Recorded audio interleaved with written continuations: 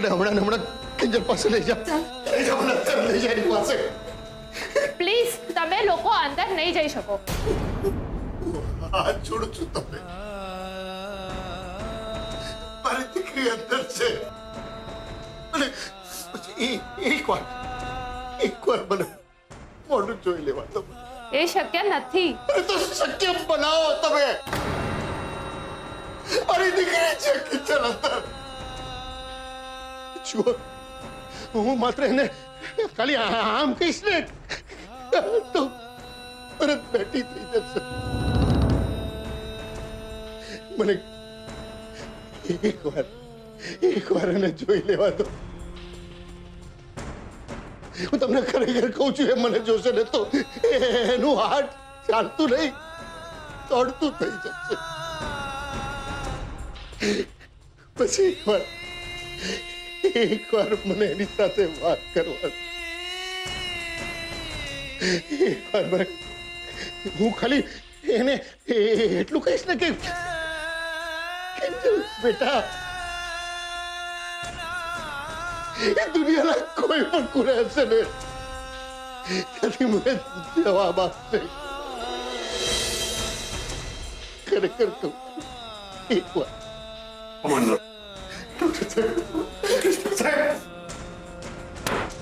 હે ભગવાન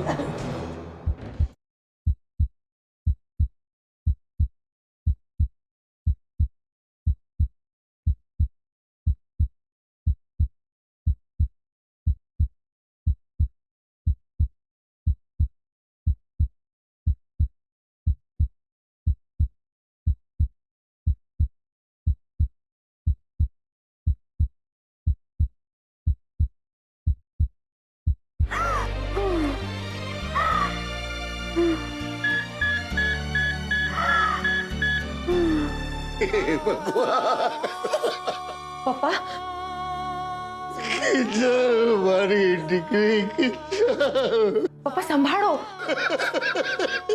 એટલે કે તમે બેસો બેસો પપ્પા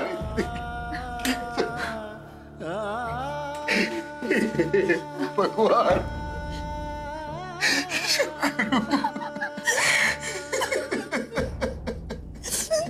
પપ્પા સંભાળો આપણી કિંજલને કંઈ જ નહીં થાય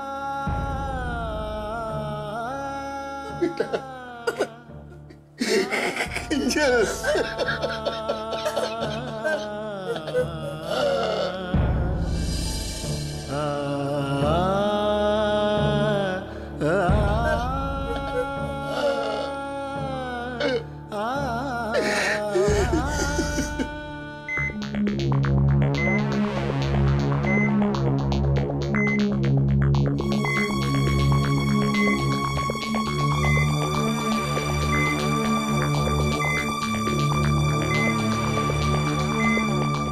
પલ્સ નોર્મલ થઈ ગઈ છે દર 10 મિનિટે એના ધબકારા ચેક કરતા રહેજો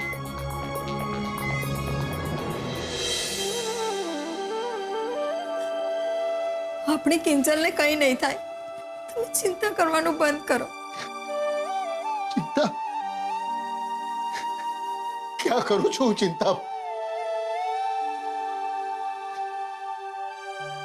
મીરા રડવાનું બંધ કરી દે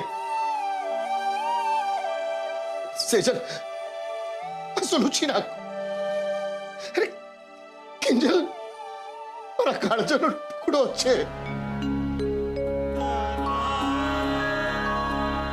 જ્યાં સુધી મારું હૃદય ધબકતું રહેશે ને ત્યાં સુધી કિંજલના ધબકારા બંધ નહીં થાય કોણ બોલે છે આ બતા અરે એની ઉંમર પણ શું છે હજી માંડ 20-22 વર્ષ પપ્પા તમારી જાતને સાચવો કિંજલને કંઈ જ નહીં થાય કેવી રીતે સાચવું બેટા એ જન્મીને ત્યારે માત્ર 10 મિનિટની હતી ને નર્સે ને મારા હાથમાં મૂકી ગઈ એ જેવી મારા હાથમાં આવી કે એને મારી આંગળી પકડી લીધી. જાણે કહેતી ન હોય, પપ્પા હું ક્યારેય તમારો સાથ નહીં છોડું.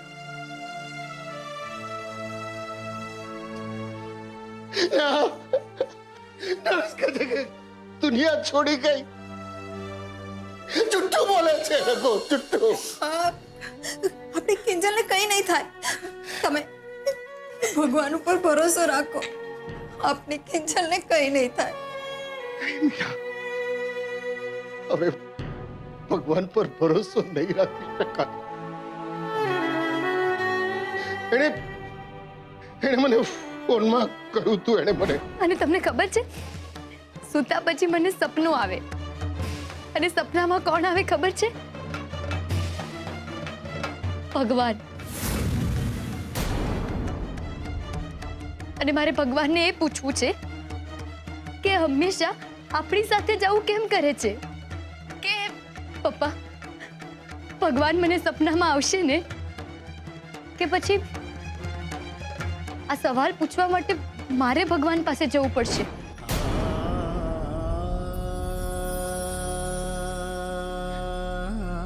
ભગવાન જો સપનામાં આવશે ને તો હું એમને પૂછીશ.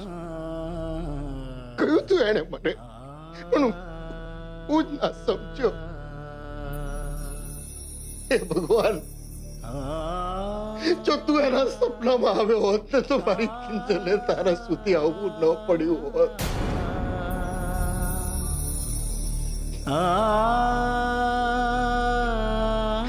શું કરું?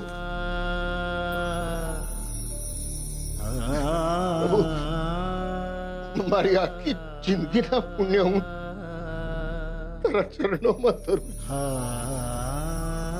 મારી કિંજલના ધબકારા ચા આપી દે, બસ. એના ધબકારા આપી દે. જોઈએ તો મારા ધબકારા લઈ લે ભગવાન, પણ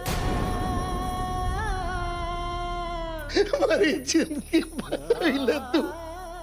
મારી કિંજલને બચાવી લે.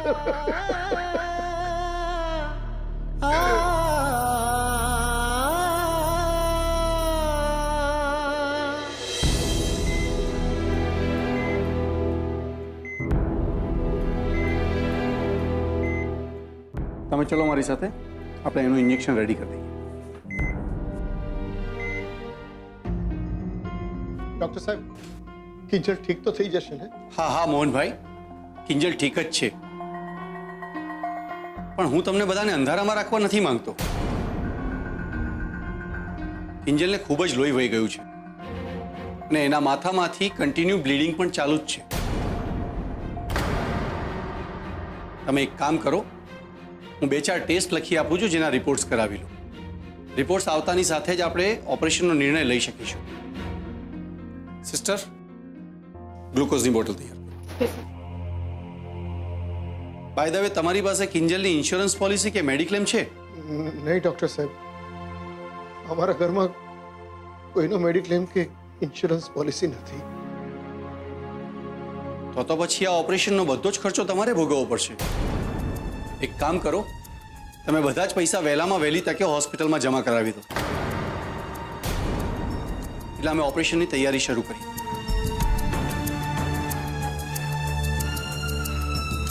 જોયું પપ્પા, મેં કીધું તું ને, આપણી કિંજલને કંઈ જ નહીં થાય. એ બધું તો બરાબર છે, પણ આપણે આ ઓપરેશન માટે 2.5 લાખ રૂપિયા લાવીશું ક્યાંથી?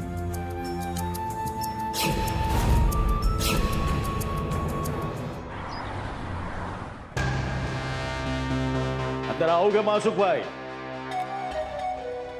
ઓહો શું વાત છે, શું વાત છે. શાંતિલાલ શેઠ તમે? અરે આવો આવો આવો, પ્લીઝ આવો આવો. આવું પણ એક શરતે, તમે મને આ શેઠ કહેવાનું બંધ કરો. અરે આપણે તો મિત્રો કહેવાયો, મિત્રોએ તો ગળે મળવાનું. ઓ હવે લાગે છે જૂના ચોકી જેવું. અરે પ્લીઝ પ્લીઝ આવો, બેસો બેસો બેસો. અને હવે ફરમાવો, શું લેશો? ચા, કોફી, ઠંડુ? ભાઈ હું તો જમીને જ જઈશ. એનાથી ઉત્તમ બીજું શું હોઈ શકે? તમને અહીંયાની સારામાં સારી હોટલમાંથી ગુજરાતી થાળી ખવડાવું છું. હલો, આપણે જે થાળી મંગાવીએ છીએ ને, હા, 2 સ્પેશિયલ કહી યા. હા, તો બોલો, શું સેવા કરી શકું તમારી? સેવા તો ના કહી શકાય, પણ એક મદદ જોઈએ છે તમારી. સરકાર સાથે મળીને તાપીનગરમાં એક ફ્લાયઓવર બનાવી રહ્યો છું. ઓહો હો હો, એટલે મારી દુકાનની સામે તમે તમારી દુકાન શરૂ કરવાના છો એમ ને? ઉપરથી કહો છો કે મારી મદદ જોઈએ છે? હા, અને એ મદદના બદલામાં એ દુકાનમાં તમને પણ ભાગ આપવામાં આવશે. બોલો, કરશો મદદ? બહુ મોટો પ્રોજેક્ટ છે, બહુમાળી મકાનો, ઇન્ટરનેશનલ ક્વોલિટીના મોલ્સ. મદદમાં જમીન ખાલી કરવા માટે તમને માણસો જોઈએ છે ને? હા, મળી જશે. પાક્કું. જો પછી ફરી નહીં જતા માસુભાઈ. એ જરા પણ નહીં. મારા ધંધામાં જવાનની સૌથી વધારે કિંમત હોય છે. અને આમ પણ હવે મારા એરિયામાં આવીને તમે મારી નજર સામે આટલો મોટો પ્રોજેક્ટ ઘર કરી ગયા, તો પછી ભાઈ મારે પણ સમજવું જોઈએ ને કે હવે તો સાથે ચાલવામાં જ માલ છે. પણ જો સાથે ચાલવાની તૈયારી હોય ને માસુભાઈ, તો પહેલા મારે એ જોવું છે કે તમે મારી ચાલવાની સ્પીડ સાથે ચાલી શકો છો કે નહીં. એટલે હું કઈ સમજ્યો નહીં. માસુભાઈ, વાત એમ છે કે આ ફ્લાયઓવર જ્યાંથી પસાર થાય છે એની બાજુમાં તમારા વેવાઈ મોહનભાઈનું ઘર છે. જોકે મોહનભાઈ તમારા વેવાઈ છે એટલે એને થોડા ઘણા વધારે પૈસા પણ આપવા પડે તો મને કોઈ વાંધો નથી, પણ મારી એવી ઈચ્છા છે કે મોહનભાઈને એ લોકોએ ઘર શાંતિથી ખાલી કરી. અરે વાહ, આ તો સામેથી ભગવાન આવીને ભોગ આપી ગયા. ઓલરેડી મોહનભાઈની દુકાન તૂટી ગઈ છે, અને જો એવામાં ઘર બદલવાનો ખર્ચો આવશે તો એ લોકો ધામધૂમથી લગ્ન કરવા પાછળના પૈસા બચાવી નહીં શકે અને કિંજલ ચેલેન્જ હારી જશે. શું થયું માસુભાઈ? મારી સાથે ચાલવાનું શરૂ કરો એ પહેલા જ ઠેબુ ખાઈ ગયા? અરે ના ના, એવું જરા પણ નથી ભાઈ. મારા તો ધંધાનો એક જ નિયમ છે, આપણો ફાયદો એ જ આપણો પરમેશ્વર. હા, પણ આવું કરવા જતા જો તમારા અને તમારા વેવાઈના સંબંધમાં ખટાશ આવી ગઈ તો? એ મારો પ્રોબ્લેમ છે, એની ચિંતા તમે નહીં કરો. તમારે માળ પર માળ ચણવાની શરૂઆત કરી દો. ગેરંટી. આજ પછી આવા અસંખ્ય ફ્લાયઓવર બનાવીશું આપણે. ડન. મારા શત્રુના શત્રુ, મારા પરમ મિત્ર માસુભાઈ. સાચું કહું, મને તો ટી મેળા વખતે જ ગંધ આવી ગઈ હતી કે આ ચા વાળા વેવાઈનું ગણિત તમને કંઈ જામ્યું નથી, એટલે જ તમે કિંજલના માર્ક્સ ઘટાડીને રાહુલના માર્ક્સ વધારી દીધા હતા. પણ આ વાતને તમારા ચા વાળા વેવાઈની વિરુદ્ધ હથિયાર તરીકે વાપરવાની તક આજે મને મળી છે. એટલે કિંજલ મને ચેલેન્જ આપીને ગઈ છે, પણ એને ખબર નથી કે આ શાંતિનો કોપ જેના પર ઉતરે છે ને, સૌથી પહેલા તો એના જીવનમાંથી શાંતિ જ બહાર ફેંકાઈ જાય છે. એ છોકરીને ખબર નથી કે મારી સાથેના વેરને કારણે ના તો એનું ઘર બચશે કે ના એ પોતે.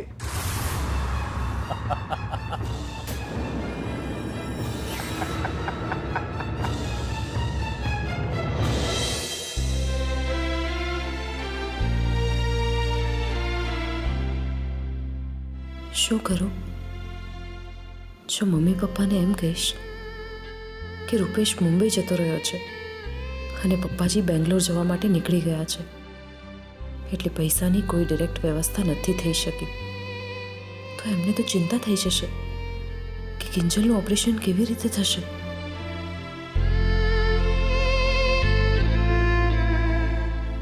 અરે સેજલ, તે બપોરે રૂપેશ કુમારને ફોન કરેલો ને? શું વાત થઈ, કહ્યું નહીં તે?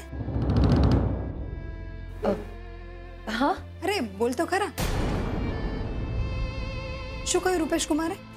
રૂપેશ, એ તો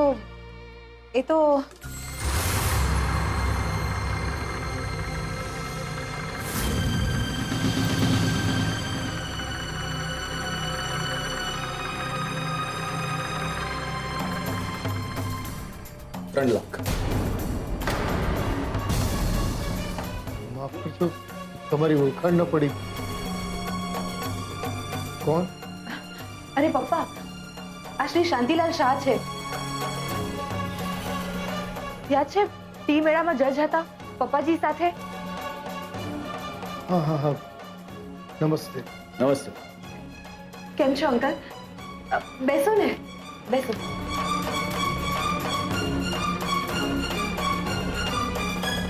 ભાઈ હું તો મજામાં છું. માસુભાઈનો મને ફોન હતો કે કિંજલનો અકસ્માત થયો છે, તો મારાથી 1 મિનિટ પણ ઘરમાં ન બેસી રહેવાય.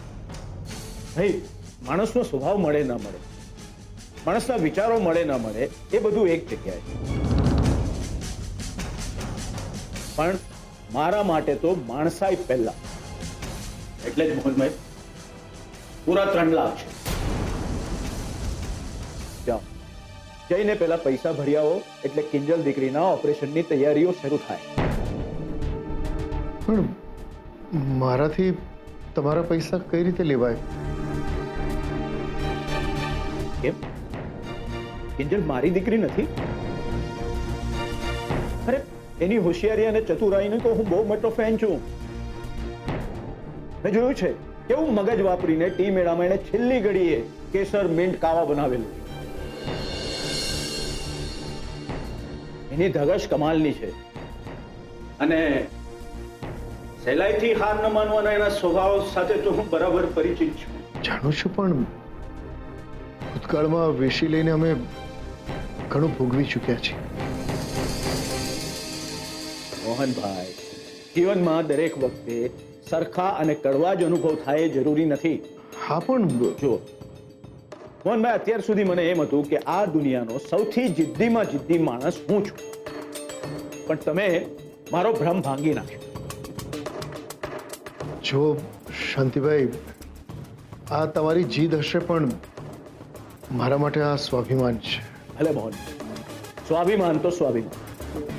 મોહનભાઈ, તમે થોડી વાર માટે મારી સાથે બહાર ચાલો, પછી તમારો જે નિર્ણય હશે હું માન્ય કરીશ. બસ.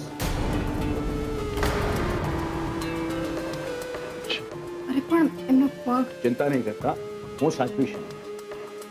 આવો.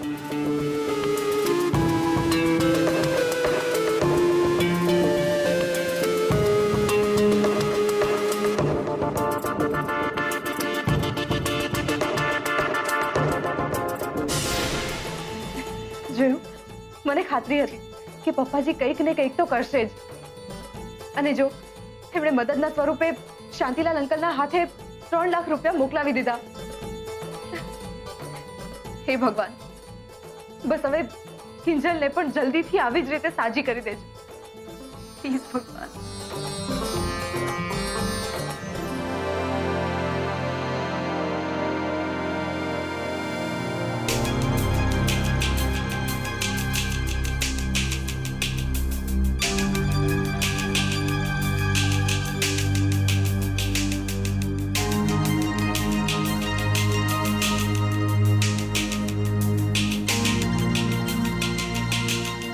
આવો મોહન, બેસો.